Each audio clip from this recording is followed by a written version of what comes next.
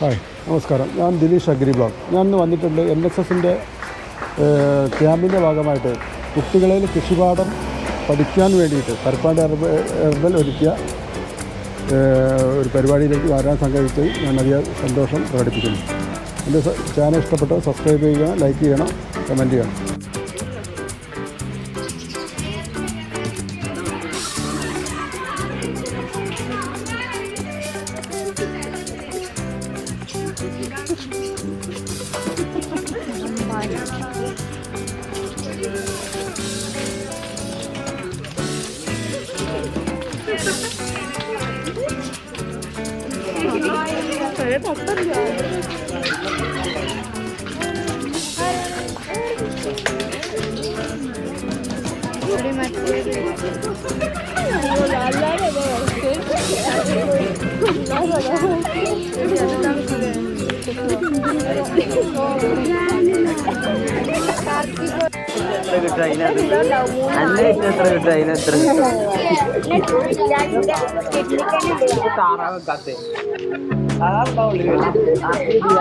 രാമനാമപ്പച്ച തൊഴുകണ്ണി എന്നൊക്കെ പറയും.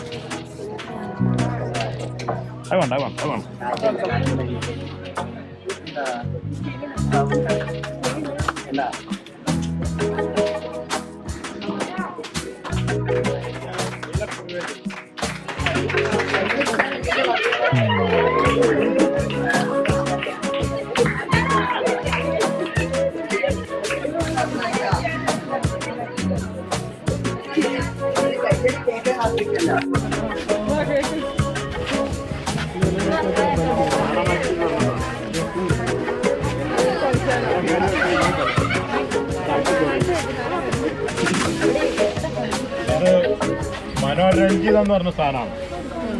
ആ കായ കണ്ട മനോരഞ്ജിതം.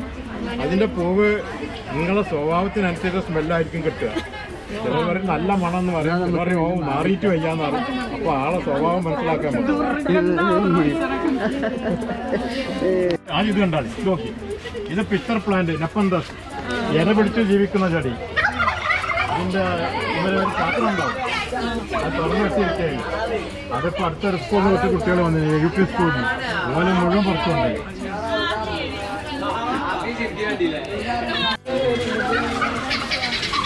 ഇത് ഇലപിടിച്ച്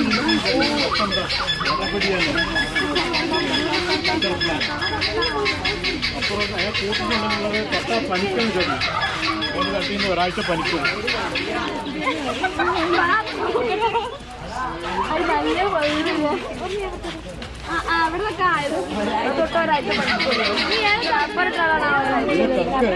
കായെന്നൊരു സാധനമുണ്ട്.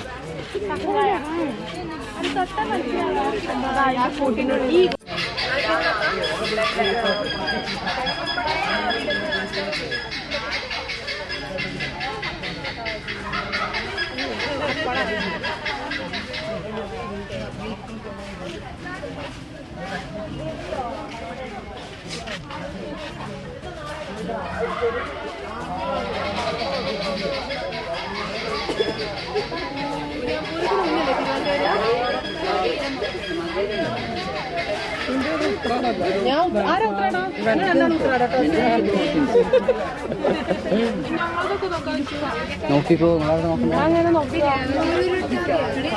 രേവതി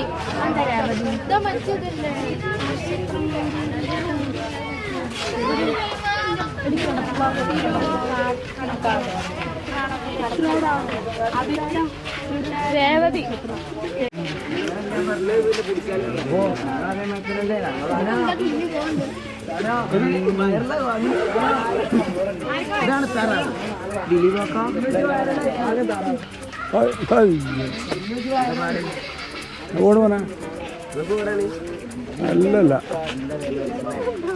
ഞാനും ആദ്യം വർത്തനം പഠിപ്പിച്ചിട്ട്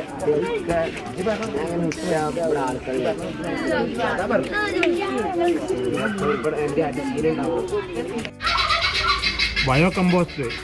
നമ്മൾ അടുക്കളയിൽ നിന്നുള്ള ഏത് വേസ്റ്റും നമുക്കൊരു 40 ദിവസം കൊണ്ട് വെള്ളമാക്കി മാറ്റാൻ കഴിയും. ഇപ്പോൾ ഈ ഡ്രമ്മ് ഇത് ഇടാനുള്ള സംവിധാനം മുനിസിപ്പാലിറ്റിയും പഞ്ചായത്തും ഒക്കെ കൊടുക്കുന്നുണ്ട്. പക്ഷേ നമ്മളത് വേണ്ട വിധത്തിൽ ഉപയോഗിക്കുന്നില്ല. അതിൽ ആഴ്ചയിൽ ഒരിക്കലെങ്കിലും EM ഉപയോഗിക്കുകയാണെങ്കിൽ അത് നേരത്തെ പറഞ്ഞ മാതിരി 40-45 ദിവസം കൊണ്ട് കമ്പോസ്റ്റായി മാറും. നമ്മളിതിൽ വെള്ളം ഒഴിക്കാൻ പാടില്ല, ദ്രാവകം ഒഴിക്കാൻ പാടില്ല. വെള്ളം നമ്മൾ എപ്പോഴും അരി കഴുകുന്ന വെള്ളം, നിങ്ങൾ അരി കഴുകുന്ന വെള്ളം ഒരു ബക്കറ്റിലെടുത്ത് വെക്കുക. അതിൽ തേങ്ങ പൊട്ടിക്കുന്നുണ്ടെങ്കിൽ തേങ്ങൻ്റെ വെള്ളം കൂടി അതിൽ ഒഴിച്ചു കഴിഞ്ഞാൽ അത് പിറ്റേന്ന് ഉപയോഗിക്കുകയാണെങ്കിൽ നല്ലൊരു വളമായി മാറും. അതിൻ്റെ ഇരട്ടി വെള്ളം കൂടി ചേർത്തിട്ട് വേണം ഉപയോഗിക്കാൻ. നമ്മൾ ഈ അരി കഴിക്കണ വെള്ളം തേങ്ങൻ്റെ വെള്ളമൊക്കെ അങ്ങോട്ടും ഇങ്ങോട്ടൊക്കെ ഒഴിവാക്കുകയാണ്. അതൊക്കെ വളമാണ്, ചെടികൾക്ക് ആവശ്യമുള്ള സാധനങ്ങളാണ്. മീൻ കഴിക്കുന്ന വെള്ളം, കഞ്ഞിവെള്ളത്തിൽ പഴംതൊലിയിട്ട് വെക്കുക. പഴത്തിൻ്റെ തൊലി കഞ്ഞിവെള്ളത്തിലിട്ട് വെക്കുക.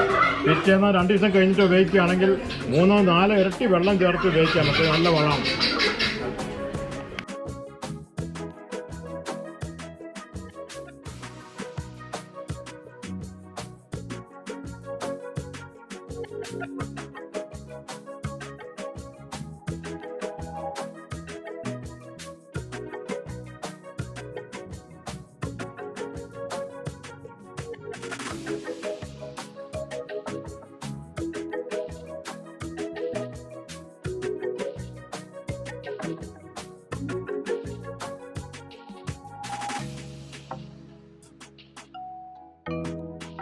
ഉപയോഗിച്ചുള്ള കൃഷിയാണ് മേലെ.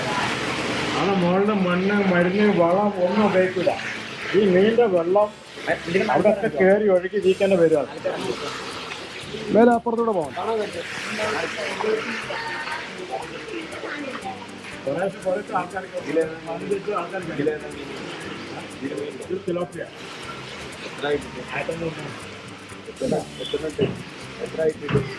എത്ര കാലമായി ആണോ? അല്ല, എത്ര കാലമായിട്ട്?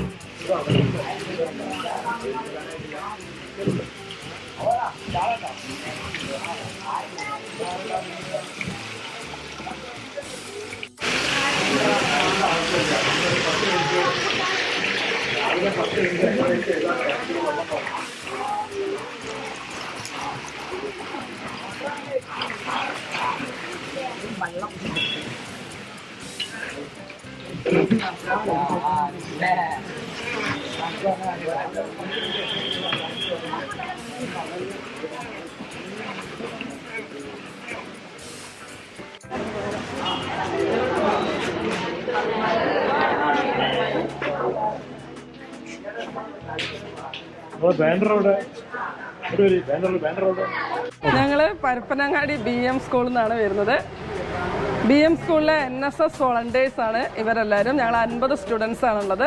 അപ്പോൾ ഞങ്ങളൊരു ക്യാമ്പ് സംഘടിപ്പിച്ചിട്ടുണ്ട്. NSSൻ്റെ ഒരു ക്യാമ്പ് ആനപ്പടി GLP സ്കൂളിൽ വെച്ചിട്ടാണ് നടത്തിക്കൊണ്ടിരിക്കുന്നത്. കഴിഞ്ഞ 21-ാം തീയതി സ്റ്റാർട്ട് ചെയ്തതാണ്. 27 വരെ അതുണ്ട്. അപ്പോൾ ഞങ്ങൾക്ക് മുമ്പേ പരിചയമുള്ള സാറാണ് അബ്ദുൾ റസാഖ് സാറ്. ഞങ്ങളിവിടെ വന്നിട്ടുണ്ട്. അപ്പോൾ ഇവിടെ ഇതെല്ലാ കാഴ്ചകളും ഞങ്ങൾ കണ്ടിട്ടുള്ളതുകൊണ്ട് ഈ കുട്ടികളെ ഒരു ദിവസം കൊണ്ടുവരണമെന്ന് തീരുമാനിച്ചു. അങ്ങനെയാണ് ഇവരുമായിട്ട് ഞങ്ങളിവിടെ വന്നത്. അപ്പോൾ ഇവിടെ ഈ ഹെർബൽ ഗാർഡൻ കണ്ടപ്പോൾ ഞങ്ങൾക്കെല്ലാം വളരെ സന്തോഷമായി. കാരണം ഇന്ന് നമ്മൾ എവിടെയും കാണുന്നില്ല ഇങ്ങനെ ഈ ജൈവപരമായിട്ടുള്ള ഈ കൃഷി രീതികളും പിന്നെ ബയോഗ്യാസും പിന്നെ നമ്മൾ പെഡൽ ഉപയോഗിച്ചിട്ട് വെള്ളം പമ്പ് ചെയ്യുന്നത്, ഇതെല്ലാം വളരെ രസകരമായിട്ട് ഞങ്ങൾക്ക് തോന്നി. അപ്പോൾ ഞങ്ങൾക്ക് ഇങ്ങനെ ഒരു അവസരം കിട്ടിയതിന് ഞങ്ങൾക്ക് വളരെ സന്തോഷമുണ്ട്. BM സ്കൂളിൻ്റെ NSS വോളണ്ടിയേഴ്സിൻ്റെ ഒരു സന്തോഷത്തിനായിട്ട് ഞങ്ങൾ സാറിനൊരു ചെറിയ ഉപഹാരം തരാം.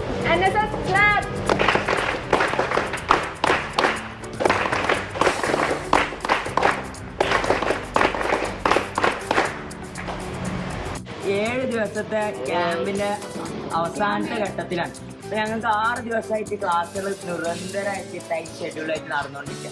അപ്പോൾ അതിലൊന്നും കിട്ടാത്തൊരു എക്സ്പീരിയൻസ് ആണ് ഞങ്ങൾക്ക് ഇവിടെ വന്നപ്പോൾ കിട്ടിയത്. അതായത് കുറേ ക്ലാസ്സുകളൊക്കെ കേട്ടു, പക്ഷേ ഇതുപോലൊരു എക്സ്പീരിയൻസ് അത് വേറൊരു ഇതായിരുന്നു. ഇപ്പോൾ 6 ദിവസം ഓരോ പോലീസ്, MVD അങ്ങനെ കുറേ പേര് അവരുടെ ക്ലാസ് മോശമൊന്നുമല്ല. പക്ഷേ ഈ പ്രകൃതിയോട് അണങ്ങി ചേർന്ന ഈ ഒരു സ്ഥലത്ത് പിന്നെ എനിക്ക് എത്രയും പ്രിയപ്പെട്ട അബ്ദുൾ റസാഖ് സാറിനെ കാണാൻ പറ്റിയതിലും സംസാരിക്കാൻ പറ്റിയതിലും ഇടപഴകാൻ പറ്റിയതിലും വളരെയധികം നന്ദി പറഞ്ഞുകൊണ്ട് ഞങ്ങൾ NSS യൂണിറ്റിൻ്റെ വക നന്ദി പറഞ്ഞുകൊണ്ട്